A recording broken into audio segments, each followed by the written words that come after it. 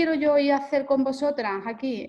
Pues mirad, a mí lo que se me había ocurrido es hacer un abordaje de cómo jurídicamente se aborda el tema de la trata. Veo que, pues, como ha dicho la compañera, habéis tenido una introducción ayer, que era una introducción que puede coincidir a lo mejor bastante con lo que yo tengo preparado. Si es así, me lo vais diciendo por el chat, a mí me da tiempo de recortar por ahí para avanzar por otro lado, pero seguramente yo también voy a introducir una perspectiva diferente en cosas que hayáis visto. Y yo creo que a lo mejor eso puede ser enriquecedor, ¿vale? Entonces os voy a compartir una ponencia, una presentación que además he pasado a las compañeras para que, bueno, la difundan si la queréis, que yo no tengo ningún inconveniente. A ver si la encuentro. Aquí, vale. Bueno, yo me imagino que ayer cuando hablasteis de trata, abordasteis el marco internacional, el marco legislativo internacional de la trata. Por supuestas caritas, veré si sí o si no.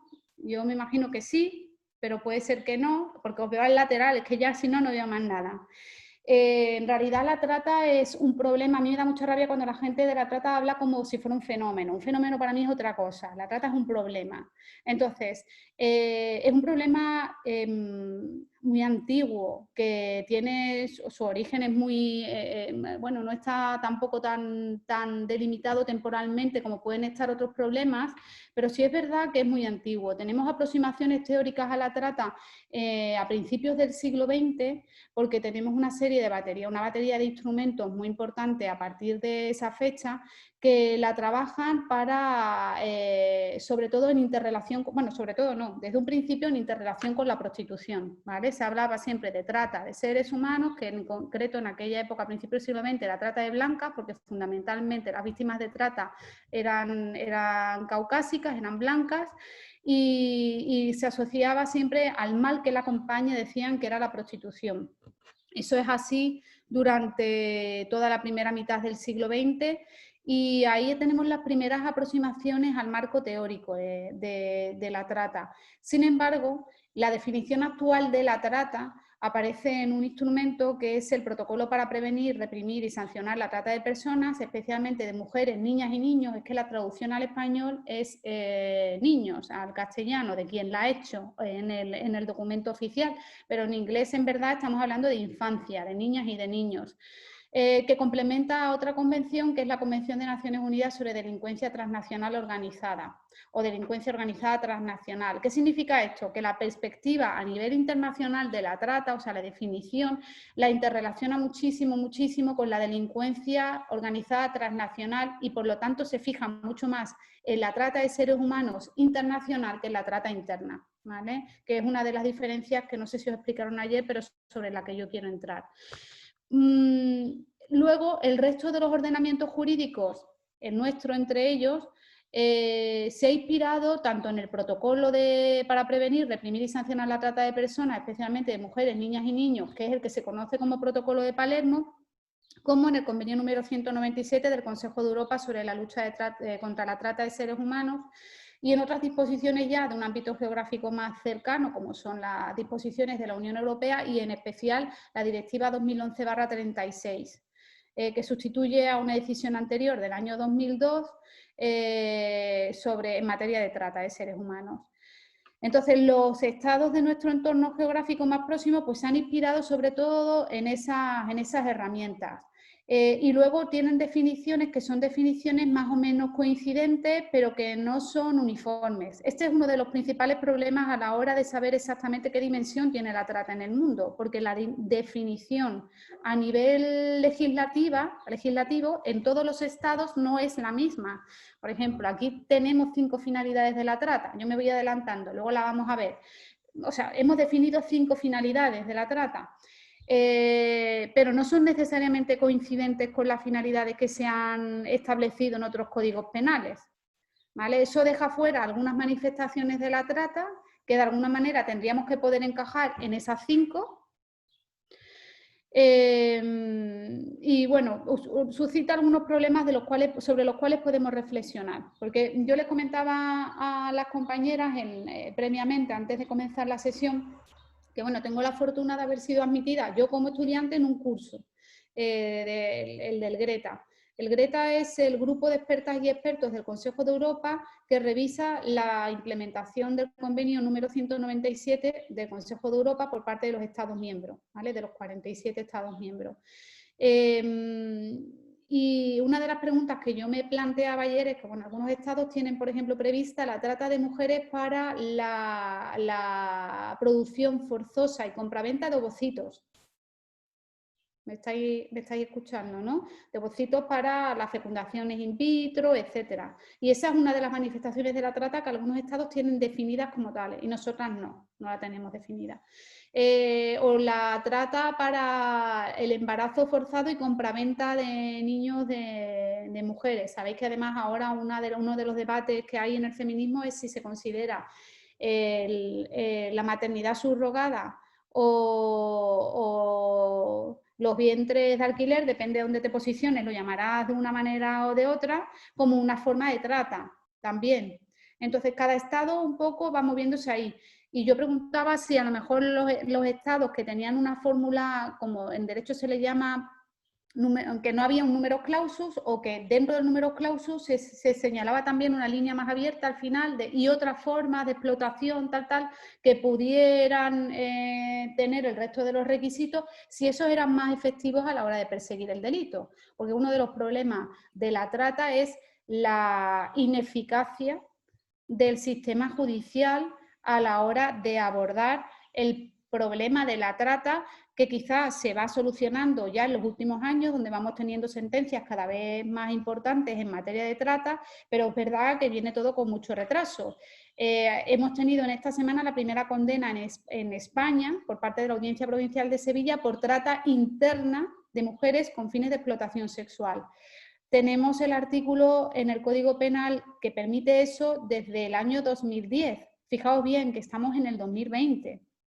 Es verdad que los tiempos judiciales hacen muchas veces, sin necesidad de que sea por más motivo que por la propia dinámica de los procedimientos en sí, cuando son este tipo de procedimientos requieren mucho tiempo en la Administración de Justicia, a nivel de investigación y luego a nivel de procedimiento puro y duro. Pero es verdad que para cuando tú te has puesto las pilas para perseguir determinadas formas de trata, los tratantes ya tienen una nueva. Ya están especializados en otra. Cuando tú como Estado te especializas en la persecución de algo, ellos ya han cambiado la dinámica. Ocurre, por ejemplo, no sé si leísteis la noticia del camión encontrado en Essex con 40 y tantas personas migrantes de China y de Filipinas asfixiadas. ¿Os acordáis de la noticia? ¿La leísteis? Yo cuando vi la noticia dije, huele a trata. Y poco a poco pues, se fueron desvelando investigaciones de que muchas de las chicas que iban ahí, en concreto identificaron al menos a 2 ciudadanas filipinas, iban a los nail bars del Reino Unido, a los salones de manicura. ¿Cuántos salones de manicura no tenemos en España donde la única nacionalidad de las trabajadoras y de los trabajadores es asiática? No quiero decir que en ellos se produzca trata forzosamente en el 100%, pero la verdad es que no sé si se está investigando un poco si aquellas personas están trabajando en condiciones que garantizan todos sus derechos más fundamentales desde el punto de vista laboral, pero también desde la perspectiva de los derechos humanos, ¿vale? Entonces, porque las nacionalidades son idénticas, las estructuras son muy parecidas, eso puede servirnos como pista, aunque no sea un elemento definitivo y definitorio 100%, ¿vale? Total, que yo preguntaba eso ayer y me decían, bueno, pues los estados que tienen un número clausus, no tienen número clausus, sino que han dejado una fórmula abierta, no son más efectivos a la hora de perseguir. Sin embargo, el que define la trata con fines de explotación sexual tiene más probabilidades, o parece, que al final persigue más la trata con fines de explotación sexual. Aquí se entremezclan cuestiones que son también cuestiones políticas, ¿no? De políticas públicas que tienen que acompañar a las herramientas legislativas, ¿vale? Y sobre eso podemos discutir al final y dejar un espacio para la discusión sobre este tema. Bueno, el caso es que nuestro Estado, tomando como referencia esas herramientas que yo os he comentado, tiene básicamente un plan integral que está muy criticado por parte de las entidades no lucrativas, que es un plan integral de lucha contra la trata de mujeres y niñas con fines de explotación sexual, y se lleva pidiendo desde hace mucho tiempo un plan integral que sea omnicomprensivo para todas las formas de trata. Eso no es para nada un obstáculo a la hora de implementar la perspectiva de género, es decir, que tú puedes hacer un plan integral contra todas las formas de trata implementando la perspectiva de género y además no ciñéndote a la trata con fines de explotación sexual, porque hay muchas formas de trata que tienen una especial incidencia sobre las mujeres y las niñas, ¿vale? Por ejemplo, la servidumbre doméstica, el trabajo forzoso en determinadas áreas, por ejemplo, la empresa textil, la empresa agraria en diferentes áreas, el sector de servicios, por ejemplo, he hablado de los nail bars, pero también hay otras, ¿no? El matrimonio forzado, vamos a ir viendo todo eso. De esto no hablasteis ayer, ¿no? No, bien, vale. También tenemos otra herramienta que es el Código Penal, básicamente el artículo 177 bis del Código Penal y el artículo 31. A mí hay un punto que me interesa mucho estudiar en la trata, sobre el que sigo estudiando en la actualidad, y es la interrelación entre trata, género, patriarcado y capitalismo, ¿vale? Es decir, como ahí se entremezclan estos 4 elementos de una manera brutal. En realidad, bueno, sobre esto podemos debatir también cómo los estados han siempre protegido de alguna manera el acceso del hombre patriarcal a los cuerpos de las mujeres y ha ido estableciendo pequeñas áreas en las que no estaba permitido, pero de alguna manera permitiendo que en otras eso sucediera y obstaculizando cualquier tipo o por lo menos no sancionando ningún tipo de posibilidad, o sea, de consumo de cuerpos de determinadas mujeres. Yo creo que con esto también un poco canta mi perspectiva en relación a muchas cosas. Yo en esto tampoco me oculto y podemos también tener un debate al respecto. Pero me gusta estudiarlo desde esta perspectiva, ¿no? O sea, trata, explotación sexual, género, patriarcado y capitalismo, ¿no? Tenemos también algunos elementos que están en relación a la trata que se han incorporado al Pacto de Estado. De hecho, en la nueva ley orgánica, la propuesta de ley orgánica sobre libertad sexual, sobre consentimiento, aparecen temas relativos a la trata con fines de explotación sexual que ya se vieron en el Pacto de Estado. Algunas medidas en concreto que, por ejemplo, proponen que, entre otras cosas, que las cuestiones relativas a la violencia sexual y, claro, la explotación sexual sería una forma de violencia sexual, se vea por parte de los órganos especializados en violencia de género, un año después de la entrada en vigor de la normativa, de esa ley orgánica que ya digo que ahora mismo lo que se ha aprobado es un proyecto, pero no tenemos una aprobación definitiva, ¿vale? Bueno, yo siempre digo muy bien, pero que se formen los juzgados. Si no tienes un juzgado especializado con el nombre, pero si tú no has formado previamente en trata a sus profesionales, y digo a todas y todos los profesionales del juzgado, pues podemos encontrarnos también con problemas a la hora de perseguir este delito, ¿vale? No necesariamente llevarte este procedimiento de un juzgado de instrucción a un juzgado de violencia de género va a cambiar el resultado si no te garantizas que ese juzgado de violencia de género está previamente formado. Y además, ya digo, desde el primer administrativo o administrativa que te recibe hasta el juez o jueza que imparte justicia, bueno, o aplica el derecho, mejor dicho, ¿vale?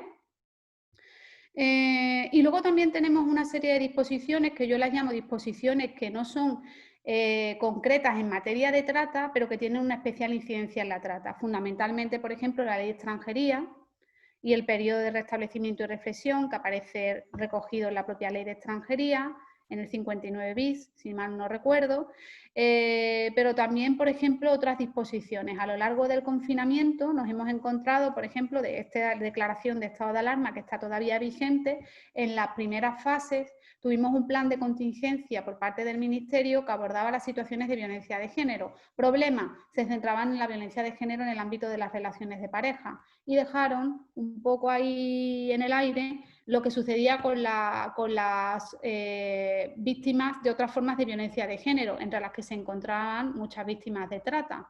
Y entonces se hizo una ampliación del plan de contingencia contra la violencia de género ante la crisis del COVID-19 con medidas adicionales dirigidas de manera ya exclusiva a las víctimas de trata, explotación sexual y a mujeres en contextos de prostitución, que a mí me preocupaban muchísimo.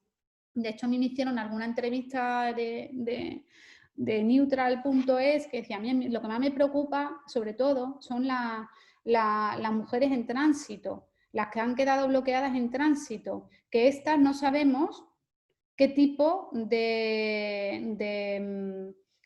atención están recibiendo y si a la violencia que ya se ven sometidas en tránsito se le van a sumar otras violencias o la prolongación va a ser tal que esto sea todavía más victimizante.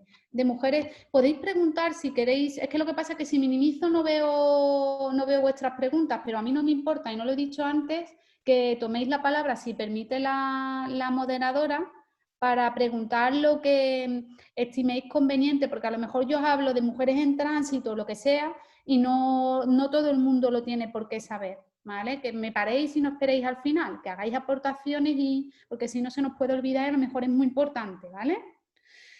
Me preocupaban las mujeres en tránsito y las que habían quedado encerradas en los clubes, en las que tenían residencia, porque al no haber movilidad, bueno, pues medios de subsistencia muy básicos lo habían visto todavía aún más limitado.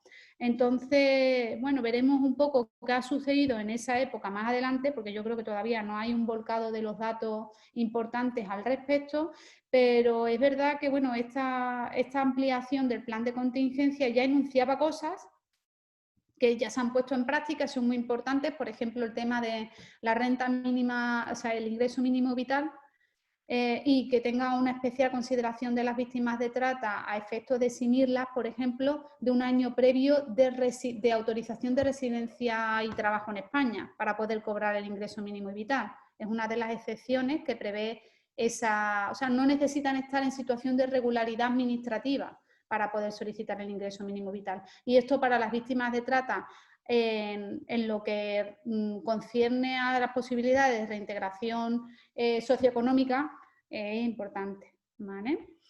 Bueno, ¿dónde regulamos nosotros la trata? No sé si ayer visteis el artículo 177 bis del Código Penal, yo tengo mi opinión, vale, muy bien. El artículo 177 bis del Código Penal es el que, os digo, desde el año 2010 recoge el problema, el delito de trata dentro de nuestro Código Penal. Con anterioridad, no es que no se castigara, es que para perseguir la trata en los tribunales tenías que hacer un batiburrillo del 318, que era el delito, de los delitos contra los derechos de los trabajadores extranjeros, o sea, mezclabas un poco tráfico de personas migrantes con otra serie de delitos, fundamentalmente de prostitución coactiva. Entonces tú hacías un batiburrillo. ¿Qué sucedía? Que eso dejaba fuera la trata interna. Siempre tenías que encontrarte con un elemento de extranjería para poder perseguir la trata. Entonces, efectivamente, es verdad que eso dejaba fuera a muchas víctimas de trata y luego el encaje era complicado. Entonces, hasta el año 2010 no se regula en nuestro Código Penal, el delito de trata, a pesar de que ya habíamos firmado para el protocolo de Palermo en el año 2002. Nos tomamos 8 años en redactar el artículo 177 bis, que yo siempre lo digo en mis clases, es una bestialidad de artículo, porque es una página y media de artículo en Times New Roman 12 en 1:4. O sea, la complejidad de los artículos que tienen una redacción tan enorme en sedes judiciales es importante y eso lo tenéis que tener en cuenta, que eso ya dificulta, ¿no? Pero es verdad que bueno, tenemos ese artículo desde el año 2010, pero el problema de la trata lo tenemos desde finales de los 90 y principios del siglo XXI. Yo es que esa década no la sé cómo llamar, la primera década de los 2000 del 2000 al 2010, no sé nunca cómo llamarla. Entonces ya teníamos ese problema, ¿eh? Porque España ya en ese momento, España era ya, especialmente desde el año 1995 hacia adelante, uno de los principales países de tránsito y de destino de trata con fines de explotación sexual en Europa y uno de los también principales en el mundo. De hecho, yo siempre explico, y esta es una de las interrelaciones entre trata con fines de explotación sexual y prostitución, que cuando se toca algo en el delito de prostitución, eso puede tener repercusiones en relación a la trata y viceversa. Cuando se toca algo en el delito de trata con fines de explotación sexual puede tener repercusiones. Y de hecho así fue. En España, en 1995, nosotros tenemos en nuestro Código Penal, bueno, sabéis que la prostitución en España es alegal, no es ilegal, es alegal. Eso significa que se persigue la explotación de la prostitución ajena, pero la prostitución que se preste voluntariamente, entre comillas, eso no se puede perseguir, eso no es una actividad ilegal, ¿vale? Entonces, hemos tenido siempre dos formas de prostitución que se perseguían por parte del Código Penal, que eran la prostitución coactiva y la prostitución lucrativa. La prostitución coactiva es aquella en la que se identificaba alguna forma de violencia o intimidación contra quien ejercía por parte de otra persona respecto de quien ejercía la prostitución. Y la prostitución lucrativa era una forma de prostitución en la cual no se tenía que demostrar que existiera algo más allá que el lucro, es decir, un tercero se lucraba de la prostitución de otra persona. ¿Entendéis la diferencia? O sea, en ese caso teníamos una disposición en nuestro Código Penal que castigaba también este tipo de prostitución, la explotación de la prostitución ajena para tu lucro personal, ¿vale? ¿Qué ocurre? Que en el año 1995 alguna mente lúcida, estoy siendo irónica, pero espero que me vean, no sé si la cara me lo traduce o no, destipificó la prostitución lucrativa del Código Penal. De la noche a la mañana, los proxenetas que no pudieran ser calificados como violentos o que ejercían coacción o intimidación sobre las mujeres a las que controlaban, pasaron a ser empresarios directamente. Se incrementaron las redes de trata un 400%. Entonces cambió el perfil de la trata, el perfil de la prostitución. Además, no sé quién es, yo es que he trabajado en parte de mi trabajo, lo he realizado en un centro que es el Leonor Dávalos de Sevilla, que es uno de los centros emblemáticos en el trabajo con la prostitución en la Alameda de Hércules, que es uno de los entornos prostitucionales de ciudad que ha tenido siempre Sevilla, que no todas las ciudades tienen prostitución dentro de la ciudad, porque muchas son en los polígonos, etcétera, pero en Sevilla sí ha tenido, de hecho, sigue siendo la Alameda de Hércules, para quienes no la conozcáis, un entorno prostitucional ya muy reducido y que ha pasado por diferentes fases, ¿vale? Porque es verdad que hay una zona en la Alameda de Hércules, una calle en concreto, donde vas viendo cómo cambian las nacionalidades de las mujeres y donde obviamente, en mi perspectiva, hay mucha trata. Luego hay otros prostíbulos que son los clásicos de personas transexuales, de otras mujeres que tienen su propio piso y comparten con otras, etcétera. Pero es verdad que hay una calle en concreto, que esa calle ha ido cambiando de nacionalidad y además había un tipo al principio de la calle y otro tipo al final de la calle. Más datos no hacía falta, ¿vale? Para pasar por una calle que a lo mejor tiene 20 metros de distancia. Total, que ya teníamos el problema. Entonces, bueno, pues en la época, en los 90, a principios de los 90 y hasta esa fecha, que a lo mejor ya quizá más al final de los 80 y muy, muy temprano en la década de los 90, la prostitución en España era sobre todo de mujeres nacionales afectadas por problemáticas de muy diverso tipo. Se me ha olvidado pasaros un documental que hay sobre la prostitución en la Alameda, os lo pasaré, porque está explicado por una mujer que ejerció la prostitución y va con diferentes agentes sociales explicándote qué es lo que era el barrio, cómo lo vivieron ellas, de dónde viene y dónde está. Es muy interesante. Si se me olvida, me lo recordáis y os lo busco. Pues las mujeres eran mujeres afectadas por muchos tipos de problemáticas. Adicciones, violencia de género, mujeres transexuales que no eran aceptadas por su familia y por supuesto eran rechazadas de plano por todo el mercado laboral, discriminación que persiste en la actualidad de todas maneras, etcétera. Y ese perfil cambia por completo y ya nos empezamos a encontrar con las mujeres migrantes. Fundamentalmente la primera oleada de trata es de mujeres latinoamericanas. Mujeres, muchas colombianas, muchas brasileñas, dominicanas, etcétera. Y luego, bueno, pues ya sabéis que fueron entrando también nigerianas, ahora parece que hay muchas de África francófona y mujeres del resto de Europa, por ejemplo de Rumanía, hay muchísimas. Asiáticas, no tanto en el sur, no sé cómo andará la cosa por Extremadura, pero sí es verdad que desde Peñaperros para arriba sí se identifica bastante prostitución asiática, con la fórmula del menú chino con el final feliz, que también aparece por ahí. Bueno, pues el artículo 177 bis es un artículo complejo que os estaba diciendo, en el cual aparece una serie de acciones, medios comisivos y unas finalidades. Y se tienen que dar los tres para que podamos hablar jurídicamente de un delito de trata, salvo en el caso de la trata de menores y de personas con una discapacidad, porque ahí los medios comisivos no son necesarios, solamente son necesarias las acciones y las finalidades. Pero en el caso de mayores de edad necesitamos una serie de acciones, medios comisivos y el elemento, bueno, de que se perpetre con alguna de las finalidades que contempla el artículo 177 bis. Este artículo se ha ido interpretando poco a poco por parte del Tribunal Supremo. Yo tengo mi divergencia en la interpretación del delito con el Tribunal Supremo, pero como yo no formo parte del Tribunal Supremo ni del Consejo General del Poder Judicial, pues ahí se quedan. Podré hacer mucho lobby, pero yo creo que poco a poco eso se irá corrigiendo, ¿vale?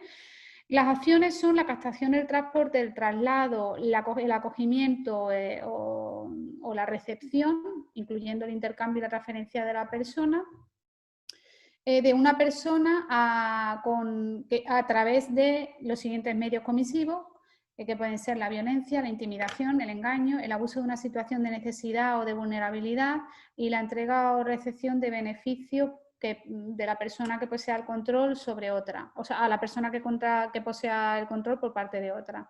Y las finalidades son la imposición de trabajos o servicios forzados, la esclavitud o prácticas similares a la esclavitud, a la servidumbre o a la mendicidad, la explotación sexual, incluida la prostitución y la pornografía, la explotación para realizar actividades delictivas, que son los llamados petty crimes, por ejemplo, carterismo, etcétera. Pequeñas actividades delictivas, no estamos hablando de actos de terrorismo ni nada, sino que hablamos de petty crimes y ahí no está bien expresado porque son actos que tienen poca pena individualmente cada uno de ellos. Y la extracción de órganos corporales y los matrimonios forzados. Esas son las cinco modalidades de trata que prevé nuestro Código Penal. Del artículo 177 bis a mí me gusta destacar algunas cosas y aquí estamos hablando de lo que en derecho se llama delito doloso de comisión anticipada. Esto que mi marido dice muchas veces, esto parece una fórmula de Harry Potter, ¿no? Y ahora de repente te convierto en rana cuando digo delito doloso de comisión anticipada. Le digo, eso significa que tú tienes que tener la intención de perpetrar el delito y aunque no lo hayas perpetrado, aunque no lo hayas materializado, aunque no hayas llegado a explotar a la persona a través de ninguna de las finalidades previstas en el artículo, tú ya eres culpable de un delito de trata. No estamos hablando de tentativa, estamos hablando de culpabilidad por la comisión del delito de trata, ¿vale? Eso es muy interesante. A mí me parece que está bien, que está acertado, que es acertado en la redacción. Además, se puede practicar en concurso, y te lo dice el propio artículo 177 bis, con otro tipo de delitos, y en concreto menciona el artículo 318, que es el del tráfico de personas migrantes. Siempre, yo he escuchado a muchas personas que se autorreferencian como expertas o expertos decir, la trata y el tráfico son diferentes. Yo, que no tengo intención, y ya os he dicho cada día menos, de referenciarme como experta, cada día tengo más... cada día me resulta más difícil distinguir la trata del tráfico.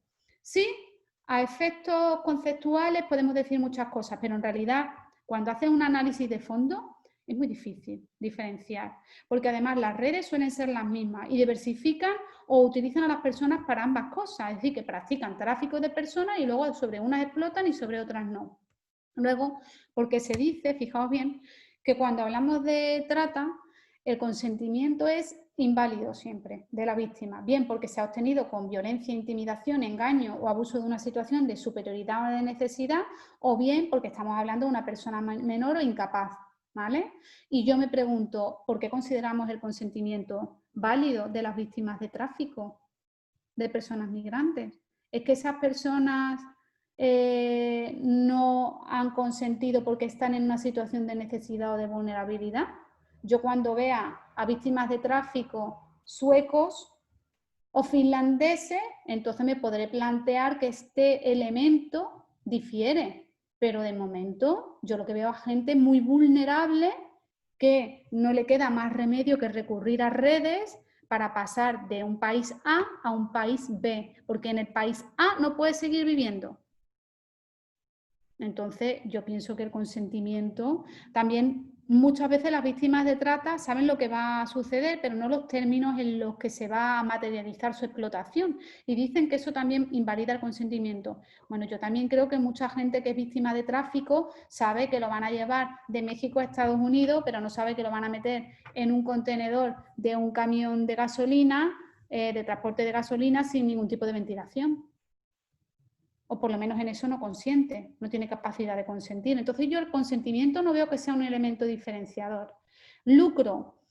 El lucro de las víctimas de trata está en la explotación y el lucro de las víctimas de tráfico está en el traspaso de frontera.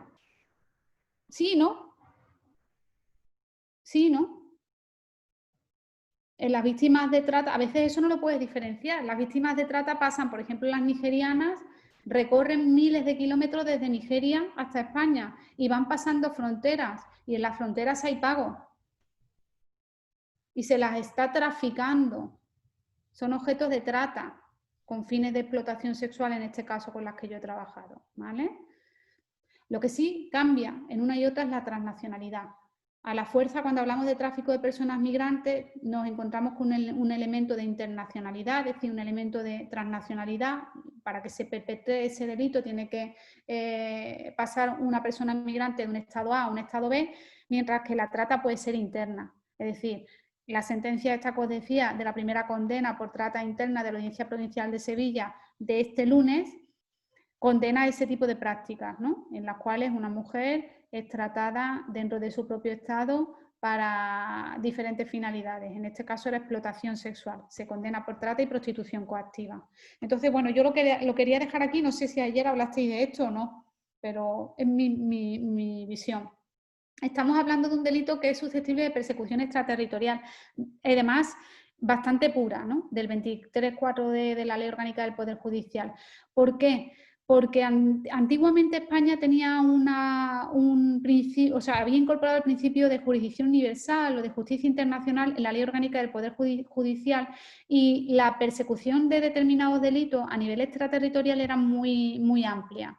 ¿Qué ocurre? Que se nos ocurrió perseguir a Pinochet y ya empezamos a tener problemas diplomáticos. Pero el problema no fue Pinochet, el problema fue presentar una demanda contra China por los abusos cometidos en el Tíbet y presentarla a la Audiencia Nacional. Y a partir de ahí ya el Estado no quiso tener ningún problema y el Legislativo cambió la Ley Orgánica del Poder Judicial, restringiendo muchísimo el principio de jurisdicción universal. Entonces ahora mismo se exige un nexo de nacionalidad, normalmente en cualquier delito en los que se vayan a perseguir extraterritorialmente. Pero en la trata, por ejemplo, y en el tráfico de personas migrantes, no. Vanessa, Aquí, hay sí. una petición de aclaración un poquito de si lo único que diferencia la trata y la explotación es que la explotación se produce...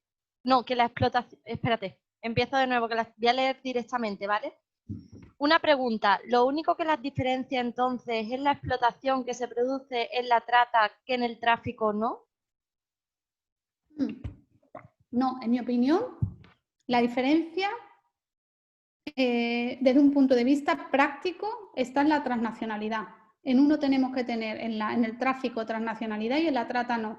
El tipo de explotación es que es verdad que en el es que una misma red puede estar traficando y explotando. Entonces, desde un punto de vista práctico, eso es muy difícil de diferenciar.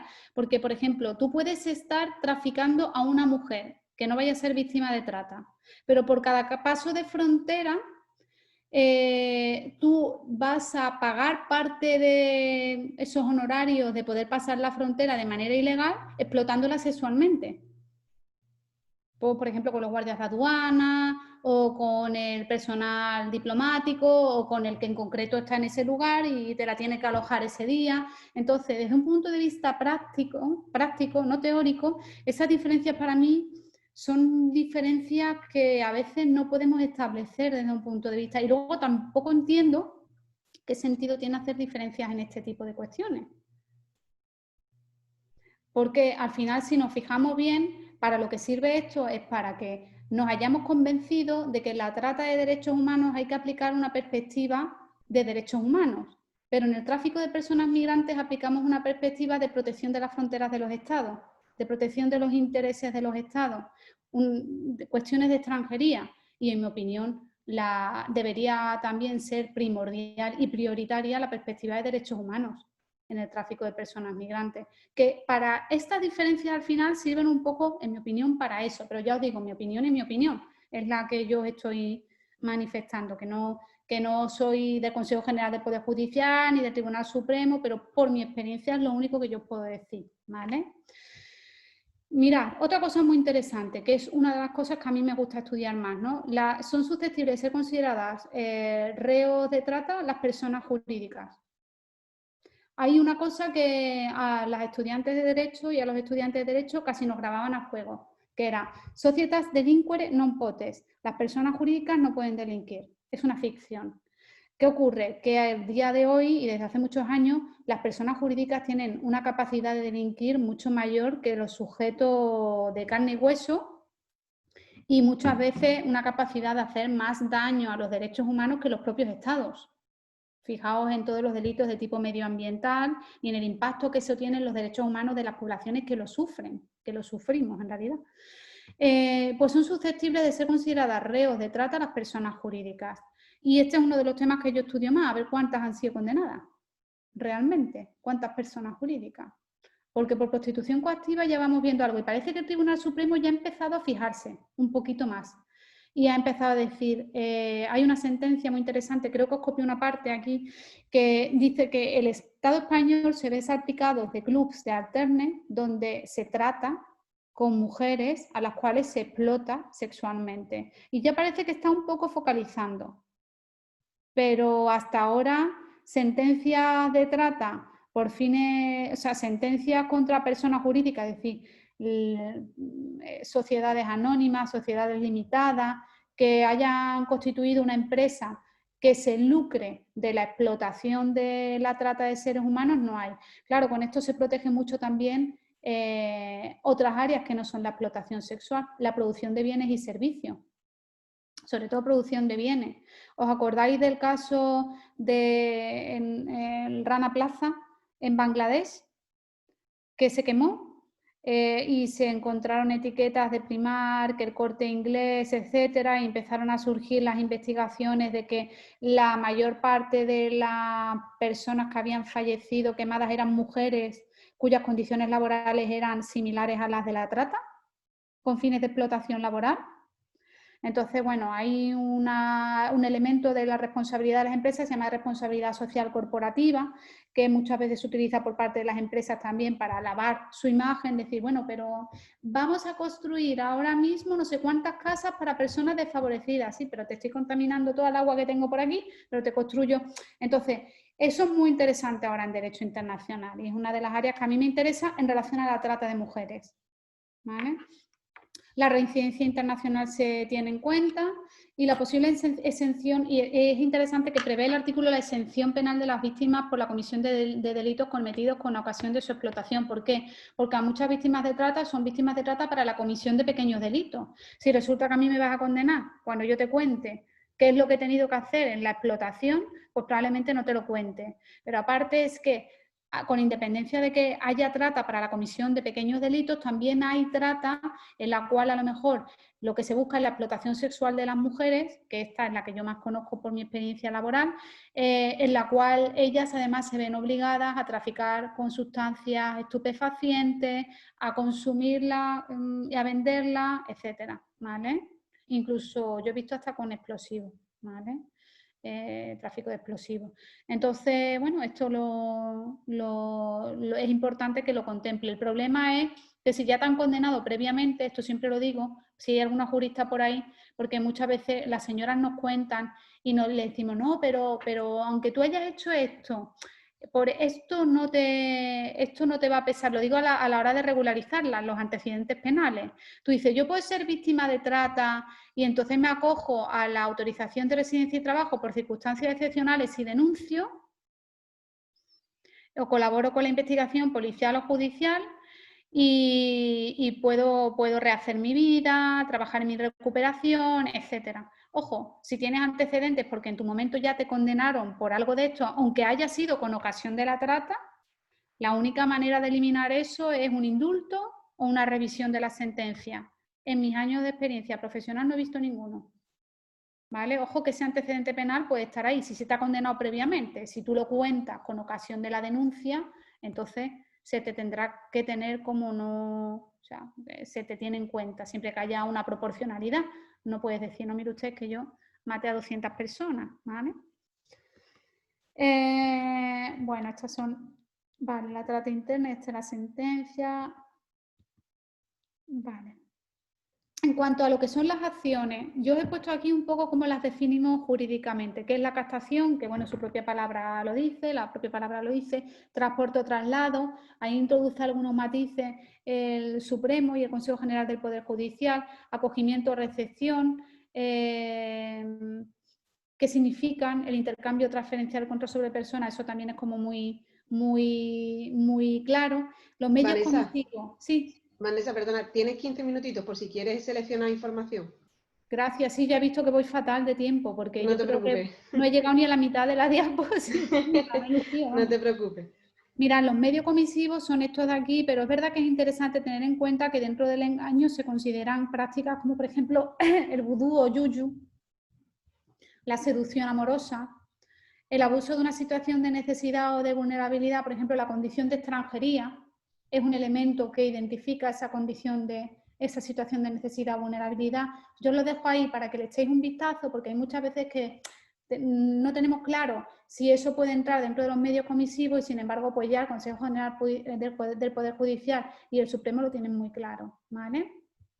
Mirad, en el delito de trata hay otro problema, y es que cuando hablamos de trata con fines de, hemos dicho, una de las finalidades era la imposición de trabajo o de servicio forzado, esclavitud o prácticas similares a la esclavitud. Y esto en el siglo XXI, todos los estados de Europa pensábamos que no existía dentro de nuestras fronteras, con lo cual no lo tenemos definido en nuestro Código Penal.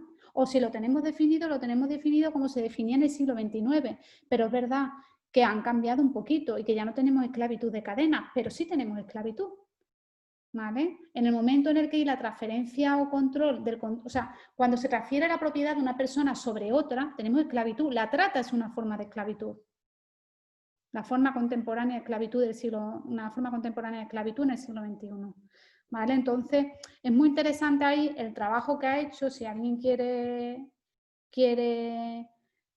insomnio y quiere por la noche poder dormirse, se puede leer parte de la sentencia del Tribunal Europeo de Derechos Humanos sobre cada una de estas cuestiones.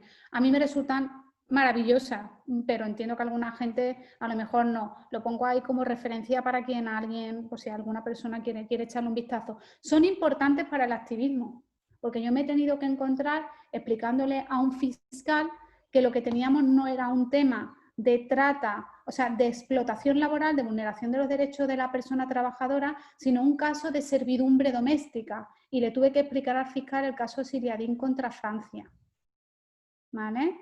¿Por qué? Porque no es lo mismo que te vulneren tus derechos como persona trabajadora, que puede ser incluso que vulneren tu derecho pues, de huelga, que te encierren en un domicilio, no te paguen durante años y además abusen de ti verbalmente e intenten también hacerlo sexualmente y tengas una jornada laboral que no tenga interrupción a lo largo de los 7 días de la semana y de los 365 días del año. Yo creo que la diferencia conceptual es grande. Entonces había que explicar, esto es servidumbre, no son delitos contra los derechos de los trabajadores, única y exclusivamente, es algo más. La servidumbre a nivel conceptual sería el segundo escalón, la esclavitud sería el primero, la servidumbre sería el segundo y el trabajo forzado sería el tercero. ¿Vale?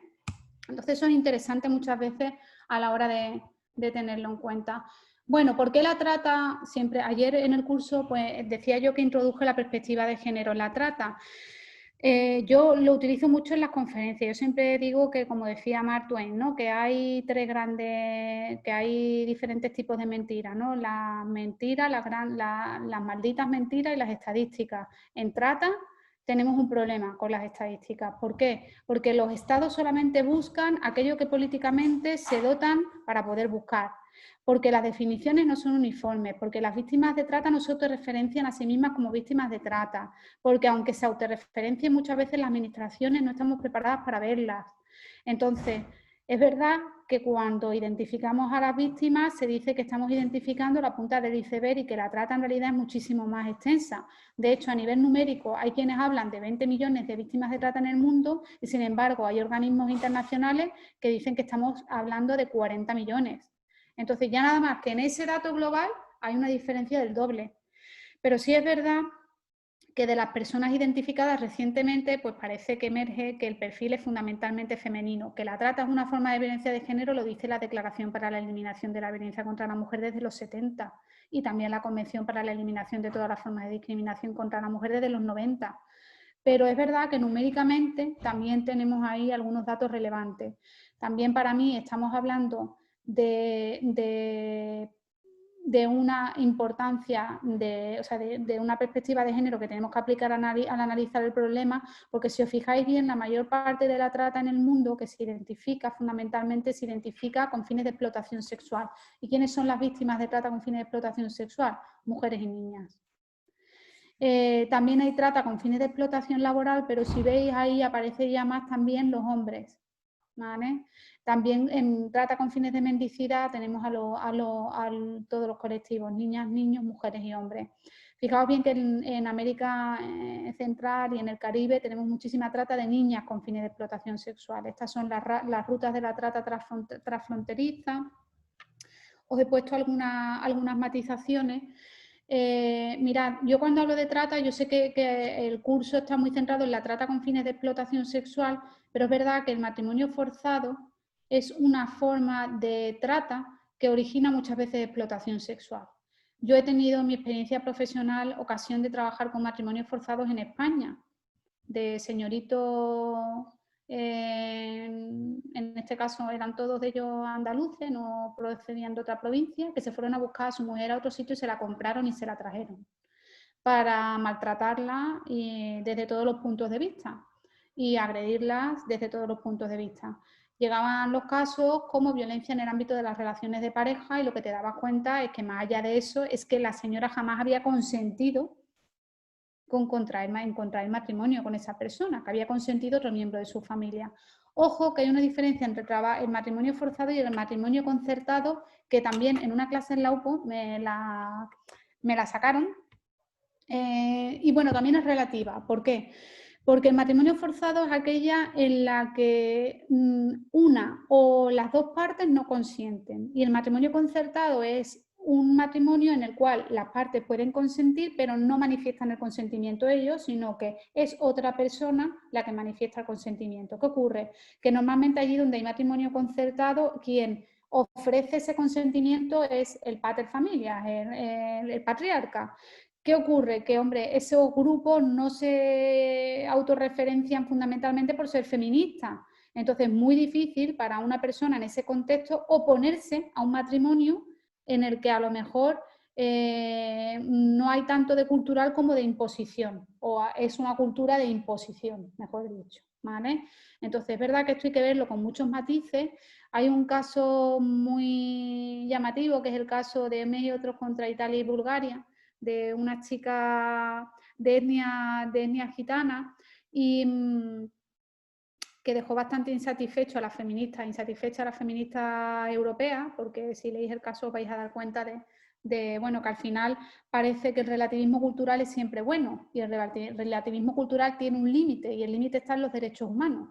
Entonces, el relativismo cultural será bueno mientras produzca algo bueno para quien lo vive, pero si el relativismo cultural es mantener prácticas de mutilaciones genitales femeninas, pues no, por ejemplo.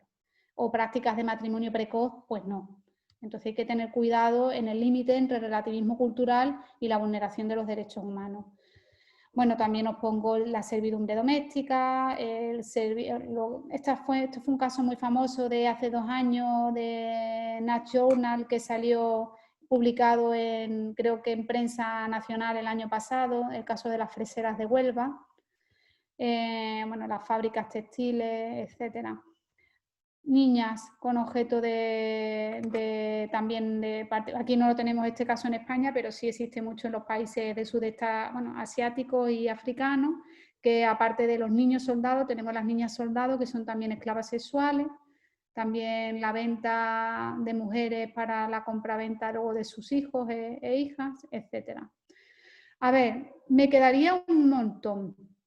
Hay una interrelación, la interrelación entre trata y prostitución, si queréis puede servir para abrir este periodo de 15 minutos a lo mejor que tenemos para comentar cosas. Vale. Bueno, os pongo también algunas diapositivas sobre trata y asilo. Tenemos a muchísimas, o sea, la trata con fines de explotación sexual y cualquier forma de trata, pero especialmente cuando estamos hablando de prostitución, de explotación sexual, de matrimonio forzado, etcétera, se pueden considerar persecuciones en base al género y cualifican como uno de los elementos que permiten solicitar asilo a quienes lo padecen, por persecución en base al género, que es uno de los elementos que se contempla en nuestra ley de asilo. Es verdad que durante muchísimo tiempo no hemos tenido prácticamente concesiones de asilo a mujeres víctimas de trata. Se le daba protección subsidiaria, pero no asilo. Y ya parece que va mejorando un poco la cosa. Vale. Mira, yo lo dejo aquí. Existe una interrelación entre trata y prostitución, porque os he comentado antes cómo cambiando el Código Penal se repercutió en la trata. Y hay un tema que a mí me interesaba mucho que decían, pero bueno, entonces los clubes de alterne, y esta es una de las formas también en las que el Estado ha protegido, o la legislación, o como queramos llamarlo, de alguna manera podemos considerar que se termina al final protegiendo el acceso a los cuerpos de determinadas mujeres, ¿no? Porque tú dices, bueno, y el proxenetismo es lucrativo, porque entonces mucha gente me pregunta en los cursos, pero los clubes en realidad se están lucrando de la prostitución de otras personas, eso no es proxenetismo lucrativo. Bueno, el Tribunal Supremo ha establecido que para que hablemos de proxenetismo lucrativo tenemos que hablar de 4 elementos: que los rendimientos económicos se deriven de la explotación sexual de una persona que esté mantenida en ese ejercicio mediante el empleo de violencia, con lo cual nos hemos ido al proxenetismo coactivo. Nos hemos salido ya del lucrativo para irnos de nuevo al coactivo. Se exige eso: que quien obtiene el rendimiento económico a costa de la explotación sexual ajena sea conocedora de estas circunstancias. Entonces tú tienes que acreditar que el otro sabía perfectamente que estaba con una víctima de trata, que no ejercía esta mujer la prostitución voluntariamente, o con una mujer en prostitución forzosa, que la ganancia económica puede ser, aunque sea fija o variable, se trate de un beneficio económico directo, no indirecto. Esto ya también tiene sus matices, y que la percepción de esa ganancia sea algo más que un acto aislado episódico, es decir, que se mantenga en el tiempo. Entonces, para cualificar el proxenetismo lucrativo, como veis, hemos protegido muchísimo que no podamos llegar a condenar por proxenetismo lucrativo a determinadas, ni a personas físicas ni a personas jurídicas. Al final, lo que tenemos es el coactivo. De hecho, cuando veis las sentencias son de trata con fines de explotación sexual, son trata con fines de explotación sexual y proxenetismo coactivo que se puede acreditar. Yo os ponía aquí también algo sobre los obstáculos en la persecución del delito de trata, que aparte de los problemas legislativos está en la propia legislación procesal, pero también en muchas veces los problemas que se originan en las propias mujeres, ¿no?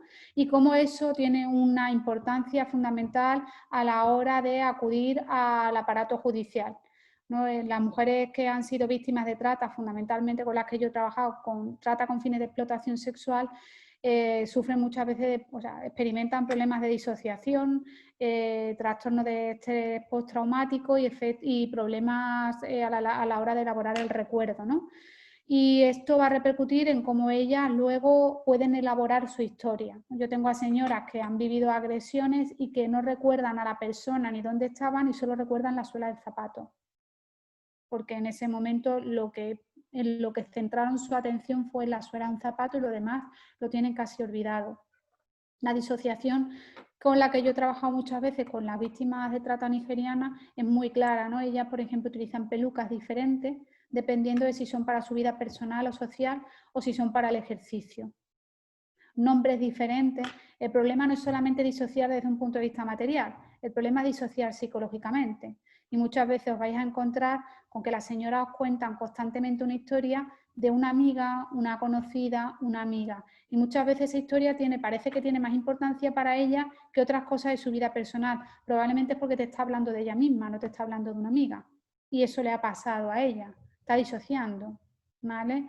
El trastorno de estrés postraumático lo vemos en las víctimas de violencia de género en el ámbito de las relaciones de pareja. Los esfuerzos para evitar pensamientos o sentimientos que puedan estar relacionados con un suceso en concreto, para evitar actividades, lugares, etcétera, imposibilidad de recordar un episodio importante de trauma, pero quizá el más interesante es la imposibilidad para elaborar el recuerdo, ¿no? Y esto puede ser incluso irreversible. Cuando la gente nos vemos sometida a efectos muy estresantes, liberamos cortisol para ponernos a salvo, para poder escapar. Es un efecto, es una reacción normal en cualquier mamífero, ¿vale? ¿Qué ocurre? Que cuando se segrega cortisol de manera continua se produce un daño en la hipófisis, que es la encargada de elaborar el recuerdo. Y entonces a la hora de elaborar los recuerdos, estas mujeres pueden tener problemas. Se pueden trabajar, pero es verdad que hay veces que eso parece en la Administración de Justicia o en investigaciones policiales como si estuvieran mintiendo. ¿Por qué? Porque ellas saben que estuvieron en A y luego estuvieron en C. O sea, de A pasaron a C. Y te rellenan B como creen que sucedió, porque no lo recuerdan. Pero ellas creen que sucedió de alguna manera. Y te lo cuentan de una forma. Y al paso de los años, a lo mejor se ha intervenido terapéuticamente con ellas y son capaces de recordártelo ya como sucedió. Pero eso, en la Administración de Justicia o la policía, entonces usted mintió en la primera declaración. O a lo mejor no se ha recuperado ese recuerdo, pero ya no recuerdan cómo te lo rellenaron la primera vez. Te recuerdan A, te recuerdan C, pero B te la rellenan de otra manera. ¿Entendéis? Esto causa muchísimos problemas en la Administración de Justicia. Yo lo dejo aquí. Hay muchas cosas más que decir, pero no me da tiempo. Lo dejamos en conclusiones grupales. Muchas gracias por vuestra atención.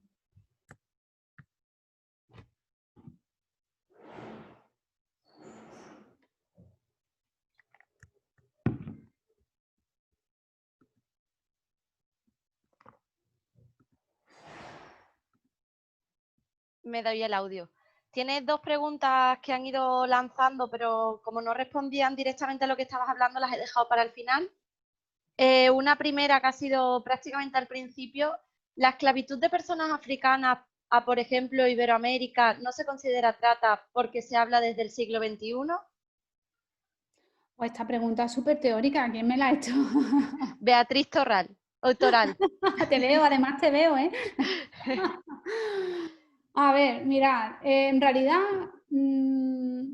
a mí hay una frase que me dijo una vez una chica africana que trabajaba con mujeres en prostitución en África, que me marcó mucho, y es para que entendáis que en realidad es importante definir la trata y perseguirla, pero que también muchas veces sirve para diferenciar determinadas cosas que antes no diferenciábamos.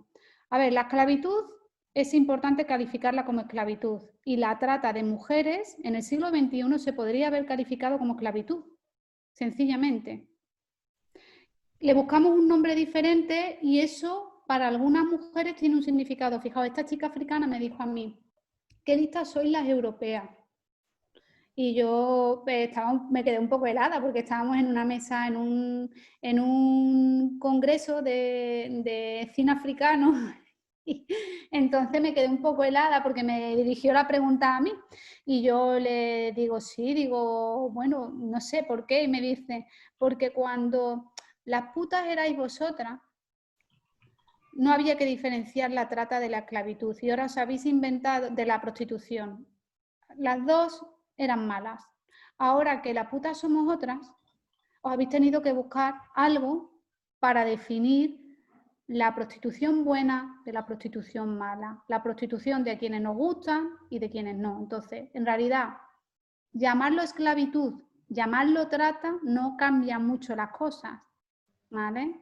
Es verdad que no se podía llamar trata, bueno, la final, es verdad que tenemos manifestaciones de esclavitud muy parecidas a la esclavitud africana, de África a América, y y de América del Sur a América del Norte, que siguen materializándose al día de hoy todavía en África, muchas formas que se califican como trata desde el punto de vista jurídico, y que están definidas como trata en sus legislaciones, ¿vale? En la actualidad, que hay cosas que no han cambiado tanto, incluso las cadenas y las jaulas, que nosotros hasta eso a lo mejor aquí no hemos llegado, aunque en excepciones alguna cosa se ha encontrado por ahí, pero que si es verdad, marcar a las mujeres, por ejemplo, el marcaje de mujeres víctimas de trata con fines de explotación sexual es muy parecido al marcaje de esclavos en el siglo XIX, ¿vale? Entonces, en realidad, para mí lo importante es que estamos hablando de esclavitud en todo caso. No si podemos llamar al otro trata, sino que estamos hablando de esclavitud en todo caso. Otra pregunta también súper específica es, ¿son mujeres para la trata las que llevan como esposas para los soldados del ISIS? No soy experta en eso, no puedo responder. No, a ver, os cuento, no lo sé, no es un tema que sobre el que me haya centrado, pero sí es uno de los temas que tengo pendientes, que es la trata con la finalidad de cometer actividades terroristas, que hay, ¿vale? De hecho hay estudios sobre eso. A lo mejor quien me lo ha planteado, que no sé quién ha sido, es porque ya ha leído algo sobre el tema y es verdad que hay ya una línea de investigación que cada vez va siendo más importante en esa materia, pero yo sinceramente es uno de mis ámbitos en los que tengo que estudiar. Pero sí es verdad que, por ejemplo, en España no parece que tengamos un problema de trata con fines de matrimonio forzado, ¿vale? A lo mejor también iba por ahí tu pregunta, pero ahí o sea, no parece que tengamos un problema. Sí tenemos casos, pero no parece que sea una forma de trata muy relevante, pero por ejemplo en el Reino Unido es un problemón. En el Reino Unido la complementa de mujeres de la antigua Unión Soviética está al orden del día a través de Internet. Es verdad que se camuflan bajo fórmula de legalidad, así que aparecen tanto en lo que es Internet como en Darknet o en Deepnet. Ahí ya es verdad que no se camuflan bajo ninguna fórmula de legalidad, porque ahí ya cada uno pone lo que quiere, pero en Internet sí se camuflan dentro de fórmulas más o menos legales, de mujer tal, quiere conocer a otra persona, pero al final no es una mujer tal, sino que es un señor tal que tiene a tantas mujeres que van a vender a tantos ciudadanos que ya saben dónde las tienen que buscar, en las páginas que la tienen que buscar. Entonces, las mujeres estas que van con los combatientes del ISIS, pues bueno, no sé dónde está el tema, si está en el tema de al final que de alguna manera las convencen, si hablamos de trata con fines de matrimonio forzado, o si hablamos de trata para la comisión o participación de actividades de terrorismo. No te puedo responder, es que no tengo conocimiento suficiente sobre eso. Lo siento. Lo siento Otra mucho. pregunta, desde el punto de vista jurídico, ¿se investigan las redes de captación en los países de origen? ¿Existen resoluciones que han identificado y condenado esos grupos? A ver, existen casos en los cuales, sobre todo, claro, esto es más fácil cuando hablamos a nivel europeo, de redes que operan a nivel europeo, porque existe un sistema de cooperación en el seno de la Unión Europea a nivel judicial y de investigación policiales que cada vez está más desarrollado. Es verdad que al inicio era un poco caótico, pero ahora está cada vez más desarrollado. Y yo recuerdo un caso muy interesante que era de una red de trata que operaba en Puente Genil, en Córdoba, que además lo que hacían era que se quedaban con los hijos de las mujeres que estaban siendo explotadas sexualmente para garantizarse el pago de la deuda. Y de hecho en esa red de trata se produjo el asesinato de uno de los niños porque no pagaba a la mujer correctamente, y a otro de los niños, que es el caso con el que yo trabajé, le produjeron lesiones que claro, la madre no podía denunciar, porque si denunciaba esas lesiones por parte de otras personas, evidenciaba que estaba siendo explotada sexualmente por parte de una red que además la tenía amenazada y había hecho un pacto de vudú, etc. Nos costó mucho convencerla porque, claro, al llevar al niño al hospital por el llanto, etc., le abrieron un protocolo por maltrato a la madre, porque si la madre no contaba, y se lo retiraron preventivamente. Entonces, en realidad no era ella y además estaba en otro sitio cuando se produjeron las lesiones, o sea que claramente no era ella, pero nos costó mucho convencerla. Eso abrió una investigación que desarticuló una red de trata que operaba tanto en España como en Finlandia y en Alemania, y cayeron a la vez diferentes elementos de la red de trata que operaban en todos esos países. Entonces es verdad que en el ámbito europeo la cooperación es más fácil, pero en otros no. Cuando nos vamos ya a África, nos vamos a Asia, etcétera, es muy complicado porque no se funciona de la misma manera. Con respecto a la pregunta anterior, nos dicen que había sido una reflexión tras ver Califat. Sí. Sí. Yo no vamos, la veré. También nos dicen que si te acuerdas del nombre del documental de la Alameda para que no se nos pase. No me acuerdo, pero me comprometo a buscarlo y a mandaros el enlace, porque además se hizo una cosa muy chula que era un camino con el código QR, iba viendo los sitios donde había estado cada persona en la Alameda y con el código QR se podía descargar el vídeo de lo que había sucedido en esa zona. Os lo voy a mandar, que está en YouTube. Vamos. Y la otra pregunta, ¿qué valoración haces del número tan bajo de identificaciones de víctimas que se hace en España? ¿Y piensas que hay una implicación en España clara por la protección?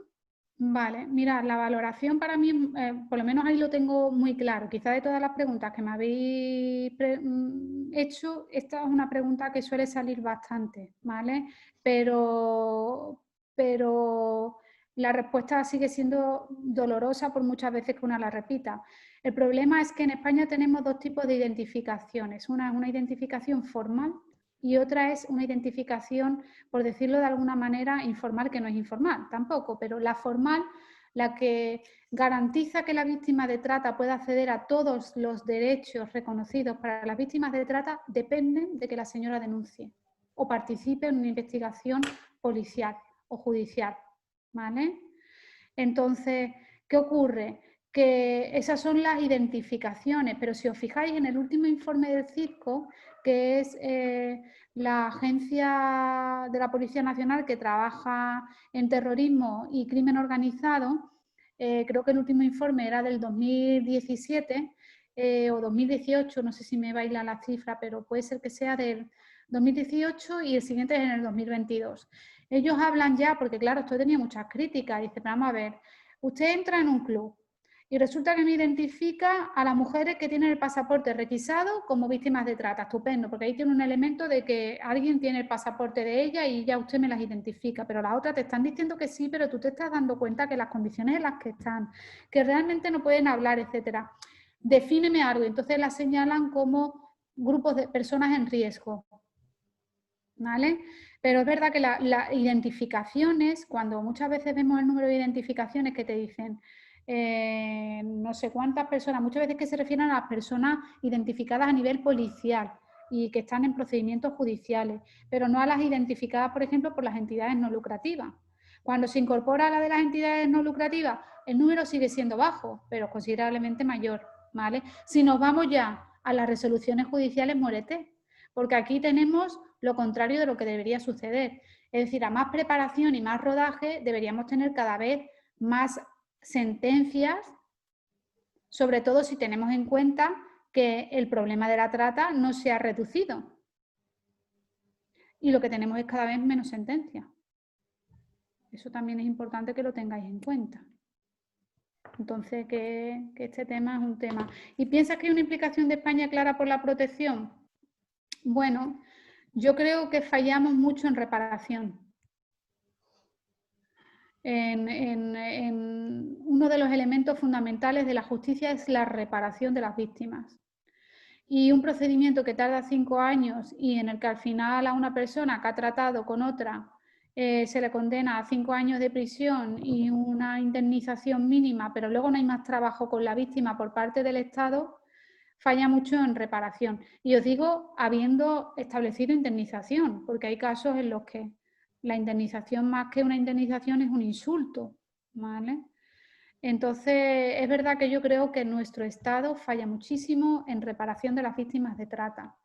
En materia de protección, Bueno, yo creo que si se persiguiera y se identificaran esos espacios en los que ya podemos estar teniendo trata, siguiendo un poco la línea de lo que está sucediendo en otros estados, a lo mejor podríamos proteger antes, porque cuando ya llegamos a proteger, ya os digo, las redes han cambiado su manera de explotar o las nacionalidades, etcétera. Cuando nos preparamos para proteger a las nigerianas, pues ya están trayendo a francófonas. Ya no van para Alemania ya van para Francia. Ya no van al Reino Unido, ya van para Francia o Bélgica. Entonces, cuando esa tardanza es letal para la protección de las víctimas. Pues decirte que hay un montón de agradecimientos, que todo el mundo está diciendo que ha sido un gusto escucharte. Destaco también Elvira Cerezo, que dice que es estudiante de Derecho y que ojalá hubiese tenido una profesora como tú. Gracias. Me lo planteo eso de volver en algún momento a la universidad, no lo sé yo. Y por aquí ya hay otras preguntas. Con respecto a la identificación y en relación con el IMV, ¿qué pasaría con todas las mujeres a las que las diferentes ONGs o recursos les emitirán un informe para evitar el requisito de residencia? ¿Crees que estos datos se comparten con Fiscalía, por ejemplo? Dice el propio, el plan de contingencia, no lo dice, no sé si lo dice el Real Decreto que regula el ingreso mínimo vital, que en ningún momento se considerará que cuando se identifique a una víctima de trata por parte de una ONG, estamos hablando de una identificación con efectos jurídicos. Lo dice de alguna manera, no recuerdo cómo, espérate un momento, que creo que lo tengo por aquí, pero se dice de manera expresa. Entonces, entiendo que en principio no. Entiendo que en principio no se debe compartir no se compartirá ese dato con Fiscalía, pero habrá que ver un poco el rodaje, porque sorpresas te da la vida. Estaba intentando ver cómo se decía. No sé si me queréis plantear otra pregunta mientras lo veo, porque además yo lo destaqué, no sé si ha sido en la entrevista de Neutral, a ver si está aquí. ¿Cómo te afecta a modo personal? ¿Sientes impotencia en querer y no poder? A mí, no, mira, quizás esta es una de las cosas que me encantaría deciros que sí y que a lo mejor eso ofrecería una visión un poco más humana de mí, pero la realidad es que si hay una cosa que te enseña el tiempo, espérate que os he cerrado, no sé ahora, he estado buscando una cosa y os he cerrado, ya ahora no, Zoom, aquí estoy. Ay, ingresar. Bueno, me he salido de Zoom, pero vosotras me veis, ¿no? Perfectamente. Sí. Vale, no soy capaz de entrar. Una de las cosas que sí se aprende a hacer con el tiempo es desconectar y dedicarle a tu espacio personal y familiar el tiempo y la concentración que se merecen. Me resultaba muy difícil al principio, llevo 20 años trabajando con esto. Me lo llevaba todo a casa y así no se puede trabajar bien. Pero también os digo que eso no significa que cada caso con el que trabajas no te duela. O sea, en el momento en el que lo estoy trabajando, me duele. Yo pienso que es importante que cada caso duela y que se sienta frustración y que se sienta miedo, y que se sienta rabia y que se sienta alegría cuando se consigue. Todo eso es fundamental porque yo creo que eso nos permite no deshumanizar a la persona con la que trabajamos. Pero cuando llego a mi casa no intento no pensar en nada. No significa que lo consiga el 100% de las veces, ¿vale? A veces no lo consigo, pero es verdad que intento hacerlo. Y a mí me ha pasado de todo, hasta de encerronas de tratantes y de tener que ir mandando la ubicación por si acaso no salía de donde estábamos y cosas por el estilo. Pero luego te vas y dices, bueno, no voy a pensar en esto, ¿vale? Y bueno, y tener que proteger a mis hijas en la guardería con un protocolo específico por una red de trata a la que estábamos persiguiendo que me tenían más que fichada a mí. Una red de trata de niñas y en España. que estaba buscada, la señora estaba buscada por Europol y tuve que declarar como perito en el juicio y ni biombo ni nada, ley de protección de testigos y peritos, a saltársela a la torera y me tenía muy identificada, entonces a mis hijas pues no se les podía hacer fotos en la guardería, las recogía y las traía una persona y si no podía recogerlas a una hora donde hubiera gente en la calle me tenía que esperar al lado de la guardería a que se llegara o a que llegara alguien con un coche a recogerlas, nunca con desconocidos, pero son cosas así un poco que tú terminas de planificar y ya está, porque nadie te la ofrece, eso nadie te va a proteger haciendo tu trabajo, la verdad. Estoy mirando de qué manera aparece, porque sí aparece en el ingreso mínimo vital.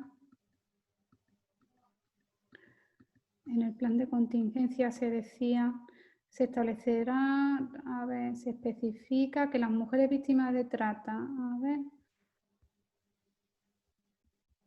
no lo encuentro, pero cuando lo encuentro lo mando también. Venga, ya me lo apunto también para haceros. Los que aparece en concreto, ¿no? De, ojo, que esto no significa que vayan a colaborar con la Administración de Justicia. Te plantean también que si crees positivo el hablar directamente a las chicas recién llegadas en patera y con proyecto migratorio de continuar hacia Francia de la realidad de la trata.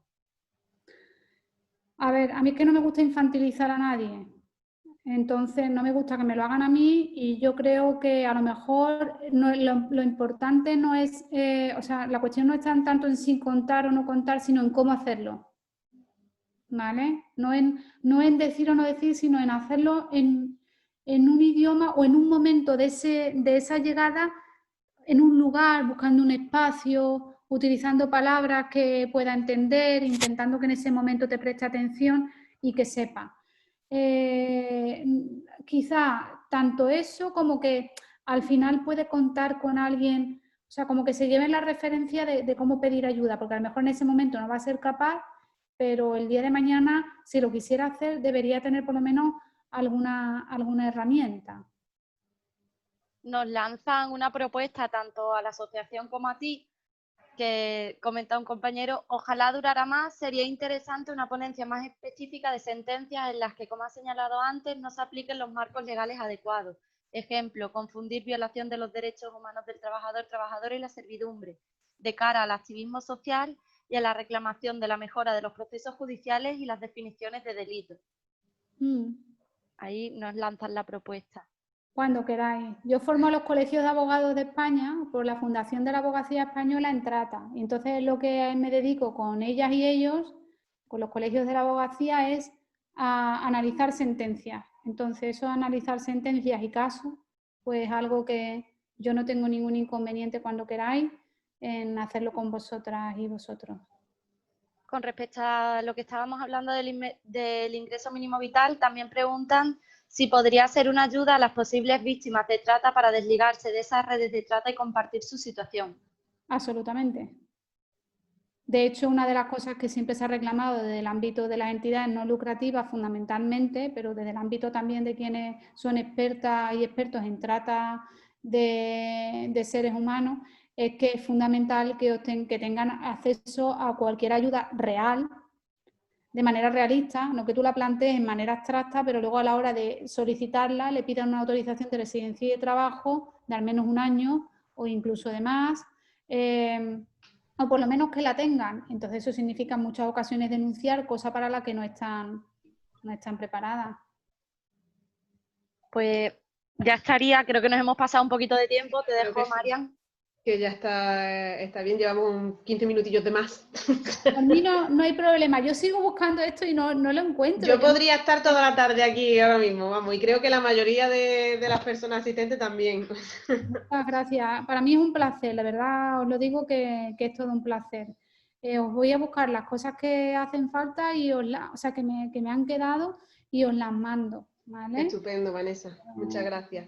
Y nada, al resto recordaros que mañana es la última de las ponencias, que trata del marco práctico. Va a venir una compañera, Cristina Hernández, de la ONG Mujeres en Zona de Conflicto, de aquí de Don Benito, y ella pues va a tratar de hablarnos un poco de la intervención directa con las mujeres víctimas de trata.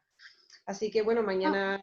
Perdonadme, lo he encontrado. Dice, la concesión del ingreso mínimo vital en las condiciones arriba indicadas no supondrá el reconocimiento como víctima de trata de seres humanos a lo establecido en el artículo 141.2 del Real Decreto por el que se aprueba el Real... Bueno, estaba hablando de la Ley de Extranjería, ¿vale? Es decir, tú puedes obtener la ayuda sin que se te reconozca efectos de Ley de Extranjería para autorización de residencia y trabajo por circunstancias excepcionales, que es la que implica que se plantee una denuncia o colaboración con una investigación policial o judicial. Entonces, perdona, que te he cortado, estaba contenta. No, no te preocupes. La he encontrado, está bien.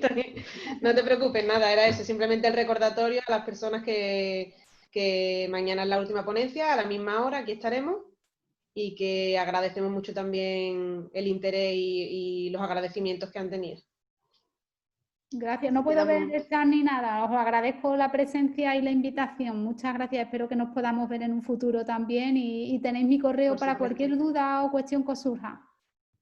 Por supuesto, muchas gracias, Vanessa. El correo de Vanessa está en su presentación, así que en cuanto os la mandemos lo vais a tener también por si queréis hacerle cualquier pregunta, tengáis cualquier duda específica, os podáis dirigir también directamente a ella. Genial. Bueno, pues damos por concluida la ponencia de hoy.